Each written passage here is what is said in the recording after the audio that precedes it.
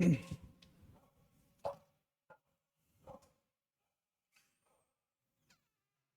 yeah, hello, good evening, students. Again, Good evening, sir. yes, some new students are there in your batch now. So good evening to those students. बाकी सबसे तो good evening हो चुका है इससे पहले, है ना? All right. So the new student which have joined us in this lecture, I want to do some 2 minutes talk with them. See, I have just separate our condensed matter physics syllabus, entire syllabus, in the two portion. Okay, first is crystallography and bonding is a separate thing, and other thing from the lattice vibration to the superconductivity or magnetism, which will be the last chapter. Okay, all right. So from today onwards we are going to start the new chapter, or you can say new section, that is lattice vibration, and the second portion, or means crystallography portion, that will be covered in the upcoming days. Okay, for the new students. All right, ठीक है, student join किए हुए हैं ना, new students? Okay, okay, all right. So let's start with the our new chapter, that is lattice vibration. Okay, chapter 3, or you can say that is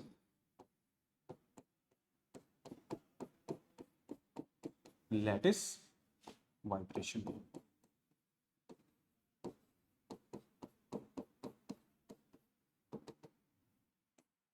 That is lattice vibration. Okay, so now let's first discuss the two words which has written here. One is lattice and other is vibration. Those who have studied the crystallography, they exactly know the definition of lattice. Okay, right? For the student who are new, for them I just want to give you a brief discussion on the lattice first. See what the basically lattices are. The lattices are the imaginary point in space. Okay, imaginary point in space where the physical quantity, that is basis mean atoms, took their places. ठीक है ना? Imaginary point होता है ये, एक space का imaginary point होता है जहां पर एटम्स यानी फिजिकल क्वांटिटी एटम्स, इसको हम बेसिस भी बोलते हैं, अपनी अपनी जगह पर आकर अपना अपना स्पेस लेते हैं, right? So basically this is completely abstract, और you can say imaginary things in the space, that is lattice. And obviously we all know, let's suppose this is our some lattice points, imaginary mathematical points. Okay, हाँ क्या हो गया? आपकी आवाज थोड़ी break हो रही है, आप क्या कह रहे हो?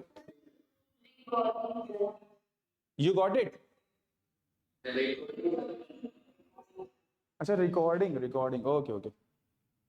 रिकॉर्डिंग तो ऑन किया है मैंने. नहीं सर, दिख तो नहीं रहा है. अभी Recording in progress. Yes sir. okay. So that is basically a mathematical imaginary point, that is lattice. Okay, obviously now the physical thing means what? Atoms, ions, molecules will come and will take their respective places on the lattice point. Okay, and that is form our complete crystal structure. Okay, this form our complete crystal structure. All right, and the complete thing we will see in our crystallography part. Now what the vibration is, आप लोगों ने बचपन में पढ़ा होगा. What is by vibration? Vibration क्या होता है? Vibration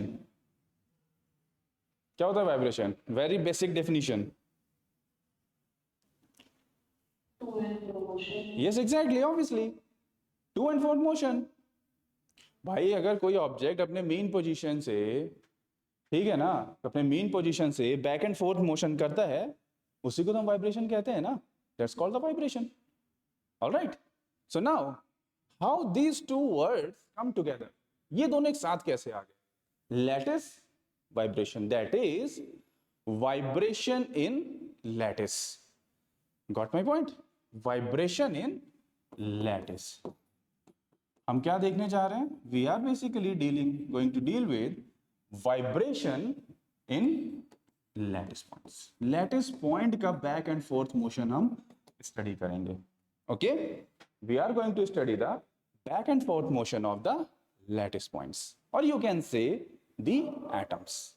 लैटिस पॉइंट पे एटम्स है, तो एटम्स का बैक एंड फोर्थ मोशन हम क्या करेंगे? स्टडी करेंगे. Alright, now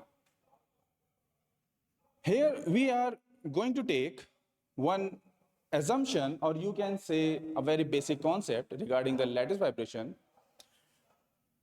and that is we will suppose that the two lattice point or two atoms are joined together by the elastic spring.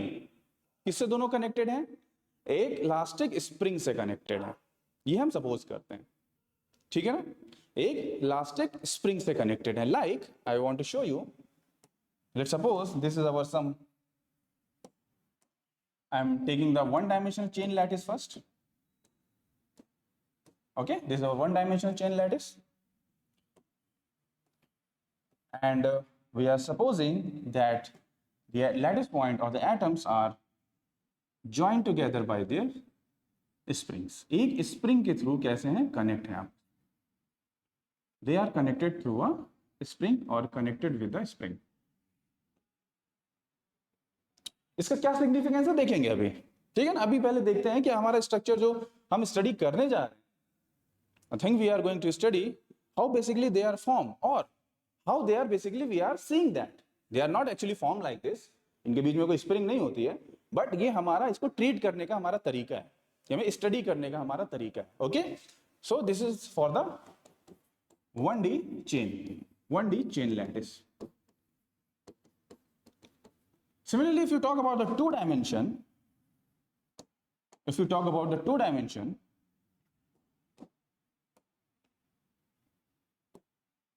I am taking the example of two-dimensional square lattice.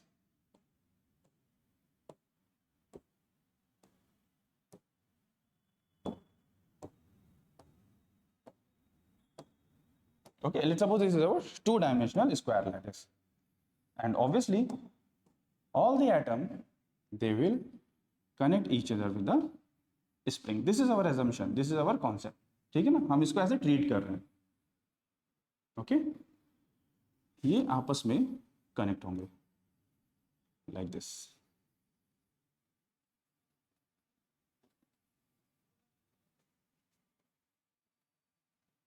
आप लोग ना इसके notes बनाते चलना, ठीक है ना, साथ में. ऑलराइट, अच्छे से करते चलना इसको साथ साथ.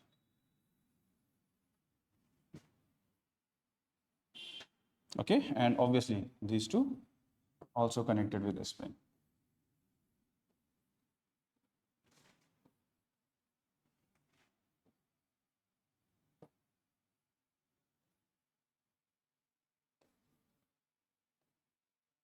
Okay, the structure is something like this.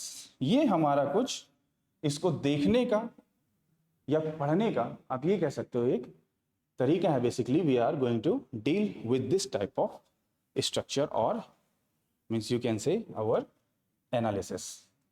Similarly, in the 3 dimension there will be a cube, and all side of the cube will be, we'll suppose that the all side of the cube are attached with the springs. ठीक है ना? तो ये तो बात हो गई कि ये हम कैसे इसको स्टडी करने वाले हैं. Now very basic point, sir why the study of lattice vibration is important? हम क्यों पढ़ने जा रहे हैं? Like just when I started the crystallography, I told you that okay, this is our main area, that's why we are going to study the crystal structure. सब बताया था ना? Similarly, the question arises, why we study the lattice vibration?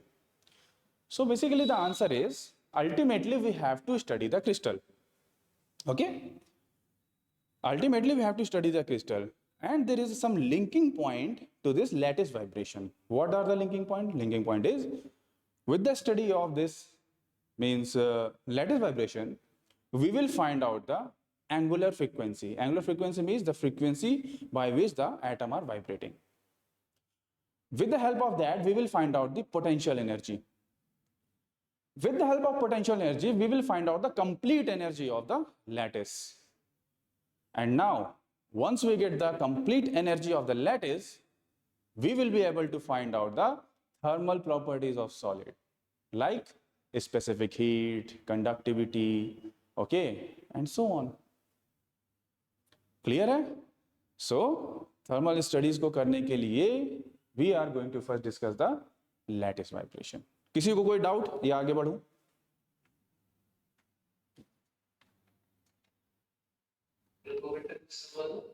Sorry? What are you saying?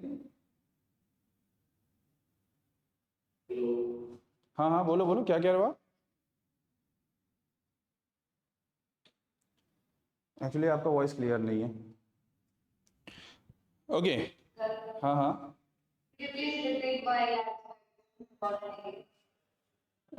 Did you join late? Okay. Basically, the question arises why the lattice vibration is important and why we are basically doing this study. Okay. So the answer is ultimate aim is to find out or study the crystal, right? But before studying the crystal, why we are going to the lattice vibration part? Because when we will perform the study, you will see we will find out the relation of angular frequency. We will find out the basically a dispersion relation. Dispersion relation में find out करेंगे. With the help of that dispersion relation, we will be able to find out the potential energy of the system. With the help of potential energy, we will able to find out the complete energy of the system, right? And now once we get the complete energy, we will able to find out their thermal properties. Thermal properties means the specific heat, the conductivity, and many more things are there. All right. Basically हमारा aim क्या है? शुरू से हमारा aim क्या है? To study the crystal. All right. हम इसी की तरफ आगे बढ़ रहे हैं. And for their different properties. So lattice vibration को study करने का एक सबसे बड़ा जो हमारा aim है to study the thermal properties of the solid. Clear है अब? All right. So now there will be a two type of case which we will deal here. Two type of case. One will be the vibration of one-dimensional monatomic lattice. First will be the one-dimensional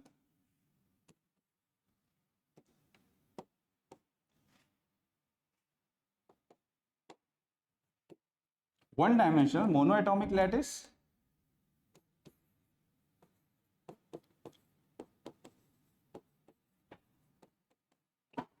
One-dimensional monoatomic lattice, and the other will be what? The other will be one-dimensional diatomic lattice. Okay, one-dimensional diatomic lattice. What is means one-dimensional monoatomic lattice and one-dimensional diatomic lattice means? It means, see, one-dimensional is clear that the atom will be present in a straight line, that is a one-dimensional chain. इस तरह present होंगे. And monoatomic lattice and diatomic lattice stand for that in the first case, that in the monoatomic lattice, the lattice will contain one atom. And in diatomic, the lattice will contain two atoms. मैंने बताया था ना, bases एक से ज़्यादा हो सकते हैं, हमने discuss भी किया, right? All right. So that is basically a monoatomic and diatomic lattice. So let us start first with the one-dimensional monoatomic lattice. One-dimensional monoatomic lattice.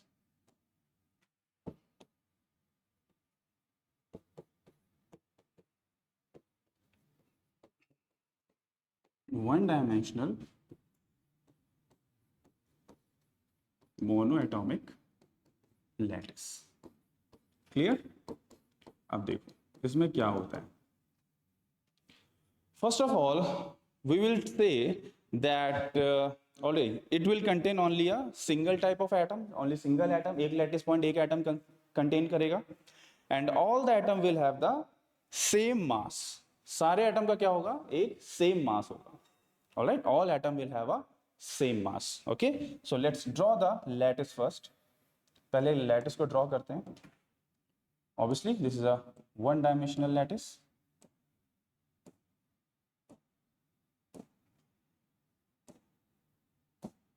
Okay,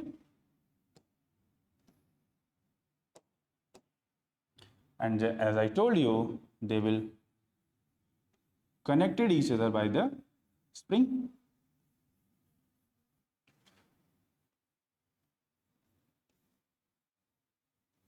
By the spring.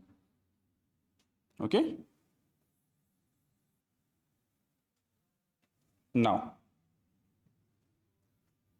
we have suppose, or it doesn't need to be supposed, because if they are identical atom, then obviously they will have the equal mass. Okay, the mass is same. I'm writing here, we are considering the atoms have same mass. Atom have same mass. इसकी जरूरत अभी नहीं पड़ेगी, मास की जरूरत अभी बाद में पड़ेगी, है ना. Atom will have same mass and their interatomic distance, we are considering the interatomic distance as small a. इन दोनों के बीच का स्पेसिंग कितना है, small a. All right, this spacing is small a, सभी का स्मॉल a. यहां तक क्लियर है everyone? Now what we have to do, we have to just displace any single atom. किसी एक एटम को डिस्प्लेस कर दो. अच्छा सर, डिस्प्लेस कैसे करेंगे, हाथ से तो नहीं टैप करेंगे ना. How will you displace? So the answer is, displace करना मीन्स क्या, फोर्स लगाना बाहर से, है ना, बाहर से कोई फोर्स एक्सर्ट करना. तो इसके कई तरीके हो सकते हैं. आप लाइट के थ्रू कर सकते हो, आप मैकेनिकल एक्सटर्नल फोर्स के थ्रू कर सकते हो, ठीक है ना. So basically we have to deal that there is an external force जो कि अप्लाई हुआ है, and that external force create a displacement or vibration. ठीक है ना. Now let's consider, just let's naming that say each of atom. हर एक atom को ना नाम दे दो. Let's suppose I am doing this as this is our nth atom. Let's suppose this is our nth atom. This is our nth atom. So this will be our what? N plus 1th atom. Okay, this will be our N plus 2th atom, and so on. This will be our N plus 3 atom, and so on. Right? Similarly, this will be what? N minus 1th atom. It will be N minus 2th atom, and N minus 3th atom, and so on. ठीक है ना. हमने बस कुछ नहीं किया, बस एक एटम को ना नाम दे दिया. स्टडी इजियर बनाने के लिए, स्टडी करने के लिए हमने हर एक एटम को एक नाम दे दिया. Now let's suppose we have made a disturbance here. हमने डिस्टर्बेंस क्रिएट किया, उसकी वजह से क्या हुआ, the atom got displaced from their mean position. Okay, and let's suppose the displacement of nth atom, we are representing the displacement by un. Okay, here we will use u as our representing the what, displacement. Okay, now let's suppose this was the original point, original position of the our nth atom. Now it got displaced, okay, and obviously when it got displaced, it has been reaches at this point. All right, it has been reaches at this point, and what is this displacement? ये displacement कितना है मैंने बताया, that is un. Okay, this is un. Clear है अभी तक? Simple simple है एकदम, आराम आराम से चलते चलो. Okay okay, so this displacement is un. कुछ नहीं किया, बट डिस्प्लेस कर दिया atom. Similarly the n plus 1th atom, n plus 2th atom, and n plus 3th atom सभी डिस्प्लेस होंगे. देखो मैं आपको बता रहा हूं, अब इसको एजम्पशन कह लो या एनालिसिस का तरीका कह लो. हम ये मान के चलते हैं that when we displace any single atom, then due to this displacement, इसके displacement के कारण हर एक एटम कुछ ना कुछ डिस्प्लेसमेंट फील करेगा। बात समझ में आ रही है भाई? ये इसको टच करेगा, ये कुछ वाइब्रेट करेगा, ये इसको टच करेगा, ये कुछ वाइब्रेट करेगा, ये इसको टच करेगा, ये कुछ वाइब्रेट करेगा। Similarly in the negative side also, means in the this side also. तो सभी हर एक atom, each atom will face a some point of disturbance, and obviously they all will get shifted, or you can say displaced. So similarly the n-1th atom will also get displaced. Let's suppose this is their mean point, and now they got displaced at this point. क्या हुआ यहाँ पर? ये let's suppose displace हो गया, all right, and this displacement is how much? This displacement is u n plus 1, ठीक है ना? This displacement is u n plus 1। बहुत इजी है, बस यहीं तक फिजिक्स है, इसके बाद फिर मैथमेटिक्स है, ठीक है ना? Force F equal to ma लगाना है, डिफरेंशियल इक्वेशन सॉल्व करनी है, दैट्स इट। फिजिक्स सिर्फ इतनी है, बस जितना मैंने आपको बता दिया। Now similarly n+2 will also get displace, इसको भी डिस्प्लेस करा दो। ओके ये इसका मीन पोजीशन है, लेट्स सपोज द डिस्प्लेस, यहां पर ये डिस्प्लेस हो गया। Okay they got displace, and what is the displacement? Obviously it will be un+2, and similarly so on. ये ऐसे ही सब डिस्प्लेस होते चले जाएंगे। And similarly go for this side also, इसको भी थोड़ा सा देख लेते हैं, ठीक है ना? इसको भी देख लेते हैं, इसका क्या होगा? ये भी कुछ इधर डिस्प्लेस करेगा। Let's suppose that displacement is what? un-1, है ना? The displacement is un-1, and this is the displacement.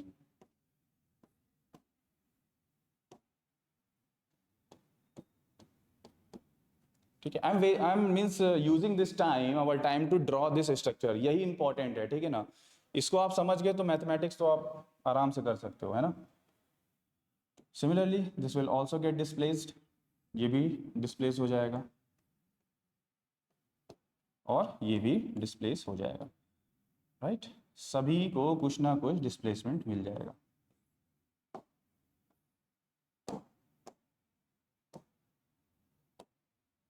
Right, and obviously the spring is there, spring तो है ही है यहाँ पर, स्प्रिंग में थोड़ी कोई चेंज आया है, they all are connected with the springs.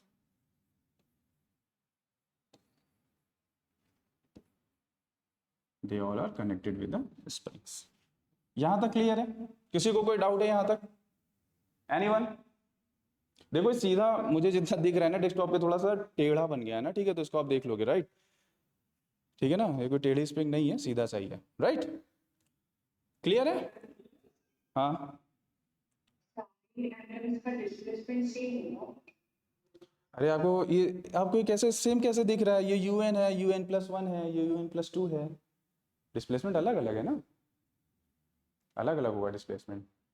अच्छा अलग अलग कैसे होगा, कोई बताएगा? अलग अलग कैसे होगा? अलग अलग कैसे होगा? चलो बहुत अच्छा क्वेश्चन पूछा है। डिस्प्लेसमेंट सेम होगा कि अलग? I said it will be different from each other. कैसे होगा? एग्जैक्टली, फोर्स आएगा, ऑब्वियसली आएगा। फोर्स में ऐसा कौन सा कंपोनेंट है जो इसको डिफरेंट बनाएगा? स्प्रिंग कांस्टेंट सेम रहेगा, स्प्रिंग कांस्टेंट अलग नहीं होगा। एग्जैक्टली द डिस्टेंस, ठीक है ना? डिस्टेंस होगा, ठीक है ना? ये दोनों, ये इनके बीच की डिस्टेंस हमने क्या a सपोज की है ना? We have suppose the distance as a, तो इनके बीच की डिस्टेंस कितनी हो गई भाई? इस पॉइंट की अगर हम बात करें, let's suppose this is a, this is 2a, this is 3a, this is 4a, 5a and so on. तो इस पॉइंट का कितना हो गया? na। इसका कितना हो गया? n+1a। इसका कितना हो गया? n+2a। यहां से डिफरेंट हो जाएंगे, ठीक है ना? अभी करेंगे, पूरा डेरिवेशन करेंगे, डोंट वरी। आगे बढ़े, okay? So now what? Everyone I hope have studied the Hooke's law. Hooke's law सबने पढ़ा होगा, स्प्रिंग का केस आया ना, obviously the spring is elastic, okay, the spring are elastic springs, okay. So from the Hooke's law, क्या होता है Hooke's law? Hooke's law state that force is directly proportional to what? Displacement. यही होता है, force is directly proportional to displacement, that is F is directly proportional to what? U here. हमने displacement को U से show किया है ना, that will be U, and when we remove this proportionality constant, that is, okay, so one constant which we'll get, and that constant here represented by the beta, that constant here will represented by the beta, and beta is known as the spring constant. यहां पर हम spring constant को k से ना denote करके किससे करेंगे? Beta से करेंगे. This is a spring constant. ठीक है? Okay?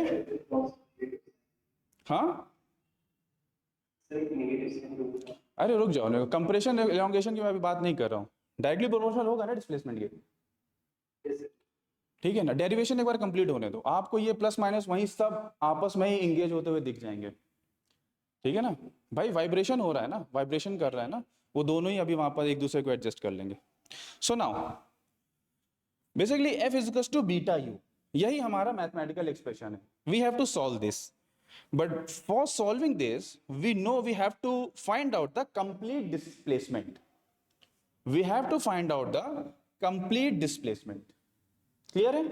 So now for finding the complete displacement we have to make a assumption here. हमें यहाँ पर एक assumption लेना होगा। वो क्या assumption है? वो assumption ये है that in a earlier of this class I told you that if we displace one atom, that is nth atom, ये क्या करेगा, जब इसको डिस्प्लेस करेंगे क्या करेगा, ये हर एक एटम पे कुछ ना कुछ डिस्प्लेसमेंट क्रिएट करेगा, फोर्स लगाएगा, मतलब अफेक्ट करेगा, technically it will affect the other atoms, यही कहा था, है ना।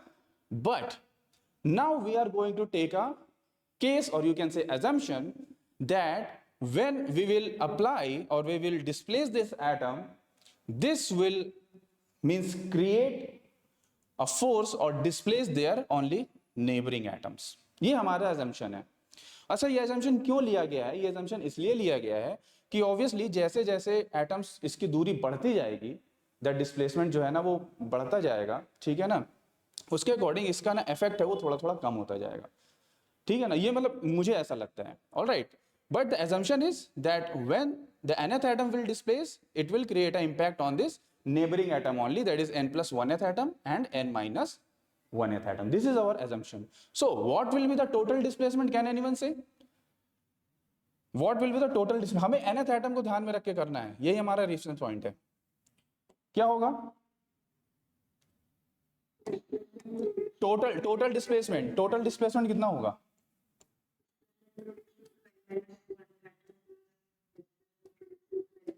Basically the total displacement will contain 3 atoms and 2 springs. Actually ये थोड़ा सा अलग बन गया, यहां से इसको देखो, ठीक है ना, this one and this one. Yes, हाँ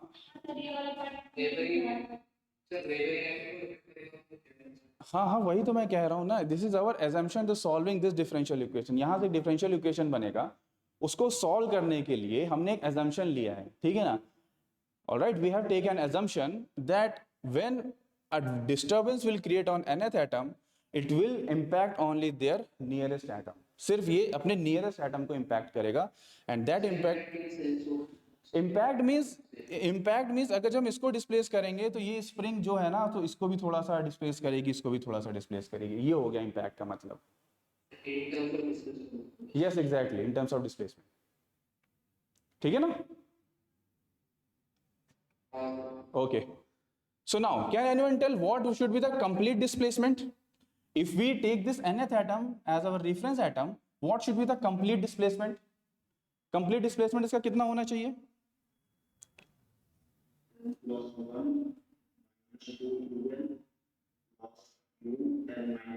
एक एक करके बताओ। पहले इसका इसका डिस्प्लेसमेंट देखें, इन दोनों के बीच का डिस्प्लेसमेंट कितना होगा? un minus one, un minus one minus un, ये होगा। और इनके बीच का क्या होगा?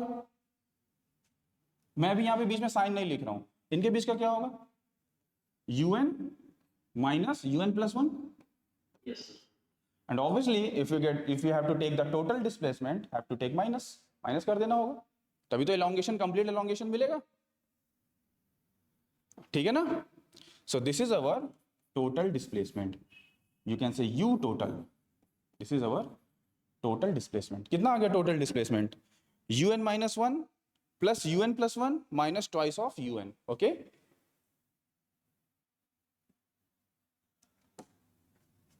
The total displacement which we got is u n plus 1 plus u n minus 1 minus twice of un.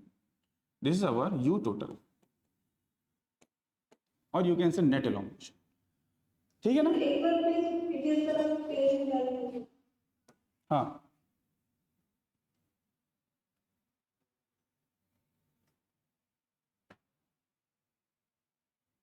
ठीक है। So now we got our total displacement. We have F is equals to beta u, that is our what? Force. So now use this relation. Let's suppose this is our equation number 1. Use these two relation and form a differential equation. Huh? So if you mind, can you explain that y minus u is क्या हुआ? if you mind, can you explain y minus sign is there between two equations? Y minus sign is between the two atoms. No, elongations. You will mention minus u. अरे आप सुनो, आप दो spring को तीन atoms के बीच में connect करके देख लो, ठीक है ना? उसको किसी कुछ नाम दे दो, कुछ वैल्यू दे दो, अब देख लो टोटल इलॉन्गेशन कैसे आएगा। भाई इन दोनों को जब आप इनका इलॉन्गेशन टोटल निकालोगे, टोटल इनका इलॉन्गेशन निकालोगे, ठीक है ना? ये इतना सेपरेट करके, ये इतना सेपरेट करके, अब दोनों में से माइनस करो तभी तो नेट इलॉन्गेशन आएगा ना, कितना इनिशियली था, कितना फाइनल बचा है। Okay, got it? Yes, yes. All right, Yeah, got it. yeah. So now make a differential equation here. What will be the differential equation? Force. What is our reference atom? Nth atom, that is m. We have taken a mass of atom mass equal m what? d2 un by dt2. ये आएगा is equal to beta times this complete expression, that is u n plus 1 plus u n minus 1 minus twice of un. यही आएगा, यही आएगा। Okay, now do you have any method to solve this type of differential equation? इस तरह के differential equation को solve करने के लिए क्या कोई मेथड है, आपने पढ़ा हुआ है?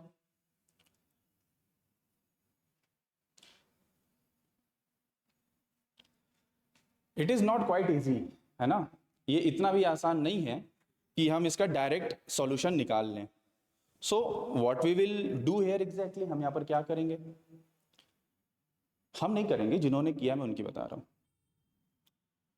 Basically they treated is, let's do hit and trial. Hit and trial means उन्होंने कहा इसको ऐसा करते हैं कि लेट्स सपोज कर लेते हैं, let's suppose it the solution of this differential equation will be periodic. भाई atoms are arrange in a periodic manner, vibration हो रहा है उनके मेन पॉइंट पे, तो ये सोचा गया let's suppose the solution is periodic and let's see solve the mathematics, let's see what we will get. And luckily when they take the solution is periodic, they got their result. Okay, so the solution we are taking there, this differential equation is periodic in nature. So now can anyone tell what should be the value of un first? Un की value क्या होगी? Let's suppose the amplitude of this wave will be you not. अच्छा, wave कैसे generate हुआ? Basic question, wave का concept कहाँ से आया है? सो देखो कॉन्सेप्ट यहाँ से आया है कि ये देखा गया व्हेन द एक्सटर्नल फोर्स किसी तरह से लेजर से या किसी अदर एनर्जी सोर्स से when they hit the crystal, crystal को हिट किया गया ना, so what happened, their inter atomic means their atoms got vibrating, एक दूसरे को वाइब्रेट करने लगे, ठीक है ना, मतलब खुद अपनी मीन पोजीशन में वाइब्रेट करना शुरू कर दिया। तो जब इसको देखा गया तो ये देखा गया that is a wave like structure is forming in the crystal, एक वेव फॉर्म हो रहा है।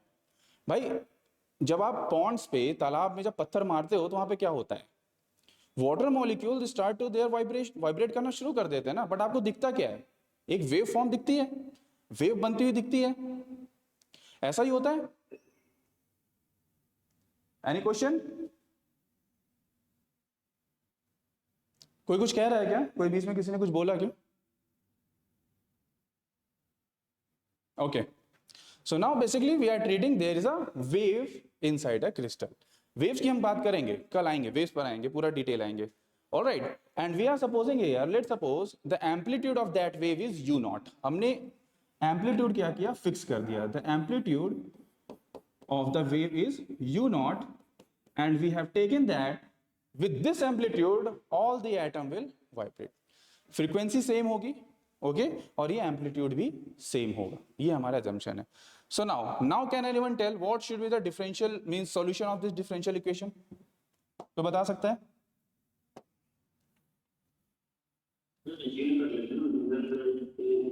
assume किया है periodic, हाँ नहीं periodic ही assume किया है, मैं उसी को पूछ रहा हूँ। हाँ, क्या होगा, पहले un की बात करते हैं। what should be the value of un first? un कितना होना चाहिए?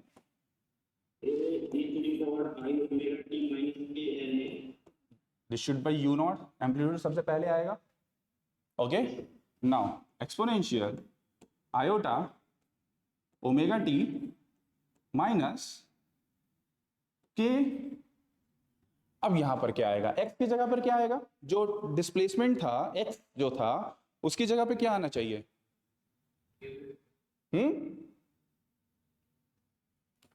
बताया था ना, दो एटम के बीच की सेपरेशन कितनी, यस Na, ओके, Na, दो एटम के बीच की सेपरेशन कितनी थी, A, 2A, 3A, 4A, 5A, 6A, for the nth atom it is Na, so that will be k times Na. Similarly, what will happen with un plus 1? un plus 1 के लिए क्या आएगा, u naught u to the power iota omega t minus k n plus 1a, all right, and for the this un minus 1 के लिए क्या आएगा,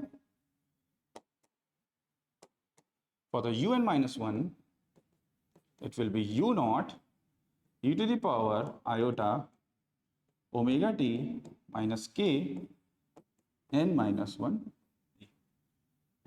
And what is this? Basically we are assuming that the solution of the differential equation, इसका कोई नाम दे दो इस question को, let's suppose this equation is 3. Solution of the differential equation that is 3 has periodic solution,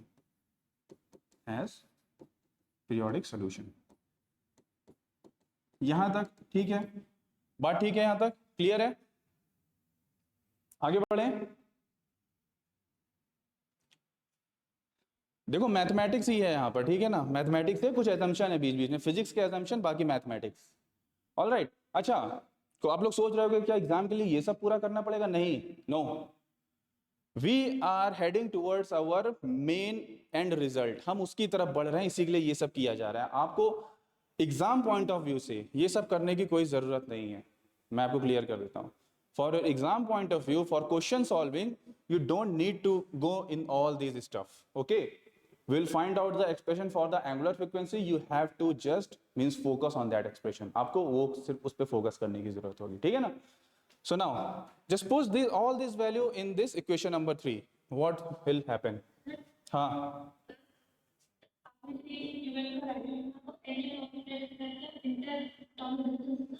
जब आप plane wave की equation लिखते हो, तो क्या आता है, e की power iota omega t minus kx, हाँ, तो वो उतना उतना डिस्प्लेसमेंट हुआ है और क्या, ठीक है ना, उतने पॉइंट का डिस्टेंस आगे बढ़ा है। बस बेसिकली एक्स यहाँ पर डिनोट कर रहा है। ए क्या है, एन, एन तो इंटीजर है, एन इज इंटीजर, एन यहाँ पर इंटीजर है। हाँ हाँ हाँ एग्जैक्टली, ठीक है ना। So now put all this value in this equation, equation number 2, देखो क्या होता है। मैं इसको हटा देता हूँ ना ऊपर से।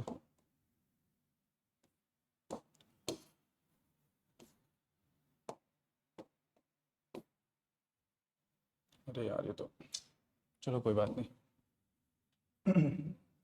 Okay, just put all this value in the equation number 2, please do yourself you guys, मैं भी यहाँ कर रहा हूँ, आप लोग भी करो। देखो मैथमेटिक्स क्या दे रही है आपको, m d2 un by dt2, okay, so it will become, मैं इसको दूसरे पेन से कर देता हूँ, it will become m dt by dt2 and in bracket क्या होगा, u naught e to the power iota omega t minus k n a, यही होगा, है ना, and it will be equal to beta and sum of these three, that is u naught e to the power iota omega t minus k times n plus 1a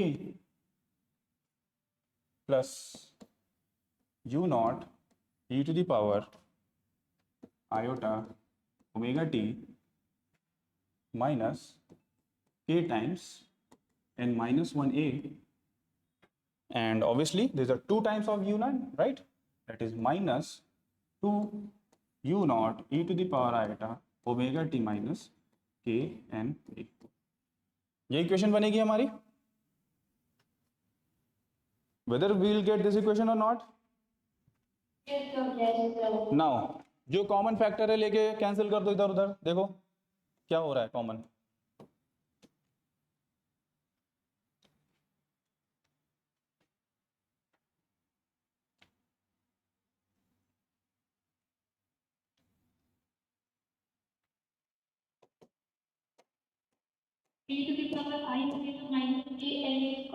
हाँ हाँ बिल्कुल, देखो u not आ जाएगा ना बाहर, ठीक है ना।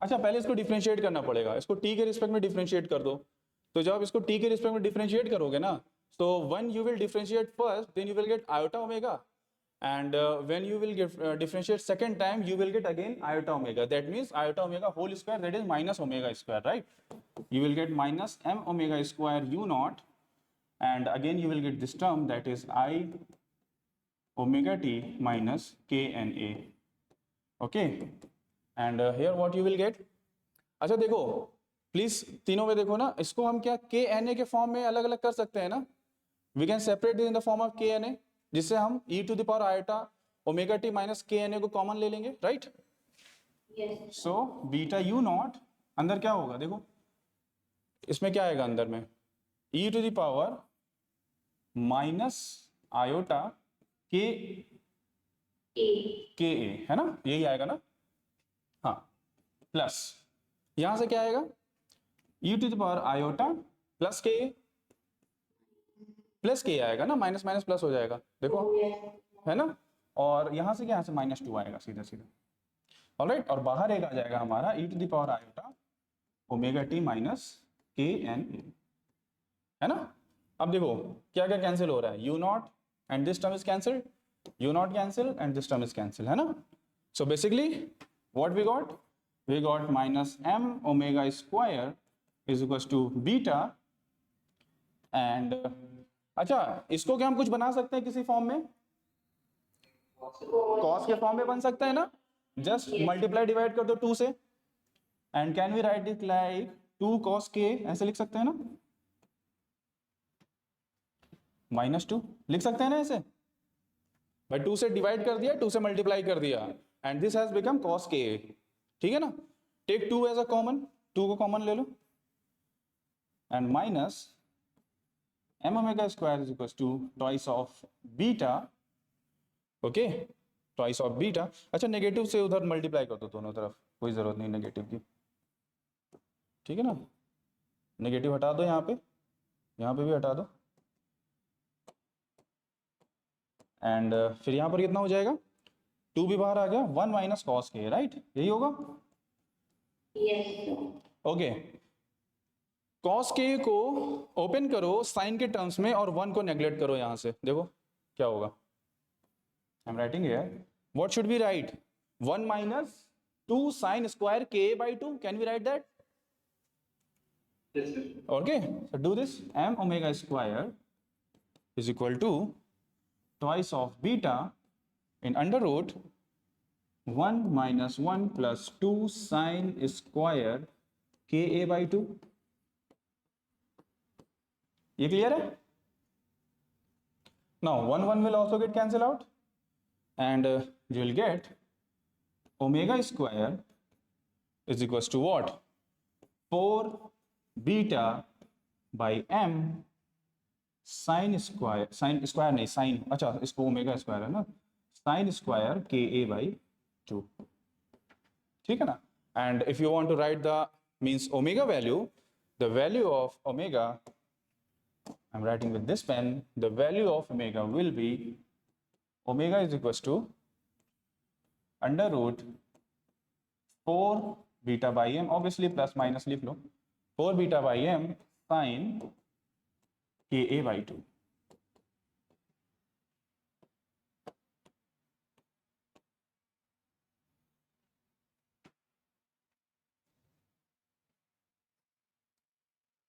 किसी को मैथमेटिक्स में कोई प्रॉब्लम, किसी को किसी पॉइंट पे कुछ कंफ्यूजन, ठीक है ना? Alright, so what we got, the expression of the angular frequencies omega is equal to plus minus under root 4 beta by m sin ka by 2. Okay, now we will resume from tomorrow from this point. इस point से हम आगे कल बात करते हैं। ये हमारा मैथमेटिक्स पोर्शन हो गया, अब आएगी फिजिक्स आगे। ओके ना, अब हम इसमें थोड़ा सा अप्रोक्सीमेशन लेंगे, डिफरेंट जगह पे देखेंगे क्या हो रहा है और इसके आगे की बातें करेंगे। क्लियर है? Okay, so see you guys tomorrow, right. किसी को कोई सुनो, किसी को कोई डाउट होगा ना तो व्हाट्सएप पे सेंड कर देना, ठीक है, मैं उसको क्लियर कर दूंगा वहीं पे, ठीक है ना। न्यू स्टूडेंट ऑल्सो, अगर आपको कोई भी डाउट होता है ना तो आप व्हाट्सएप पे सेंड कर देना, यहाँ अगर नहीं पूछ पाए हो तो व्हाट्सएप पे सेंड करना, ठीक है ना। Okay, thank you. Thank you.